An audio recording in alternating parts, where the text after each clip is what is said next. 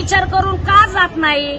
आज तू जे समाजगिरांच्या बायांना गालबोट लावण्याचं काम केलेलं आहे हे तुला चुकीचं वाटत नाहीये का?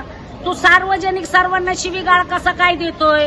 याच्याकरता सर्व महाराष्ट्रातले तमाशा कलावंत मिळून तुझ्या नावाने इथं मोर्चा काढणार आहेत आणि आम्ही हे पार मंत्रालयापर्यंत हा विषय नेणार आहोत की संगीत वारीच्या थिएटरला जे लोकनाट्य नाव देण्यात आलेलं आहे हे काय कारणास्तव देण्यात आलेलं आहे?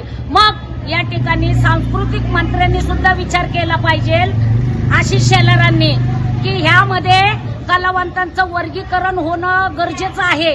लवकरात लवकर ह्या प्रत्येक कलावंतांचं वर्गीकरण करून द्यावं. मग आज आमच्यासारख्या तमाशा कलावंतांना तू आम्हाला शिवीगाळ करू शकत नाही. तू कोण आमचा बाप लागून गेलेला नाहीये. तू आधी अभ्यास कर.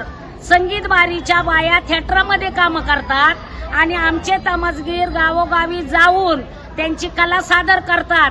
ह्या बायांना नवरे आहेत. नवरे असताना दुसरे नवरे करायला त्या काही येड्या नाहीयेत.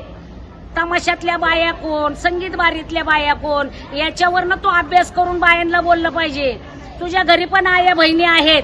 प्रत्येकाला तू असा बोलशील तर तू काय महान लागून गेलेला नाहीये. याचा अभ्यास कर आणि प्रत्येकाला जर तू असं बोलत राहिला तर तुझ्याबद्दल आम्ही कायद्याने गुन्हे दाखल करणार आहोत.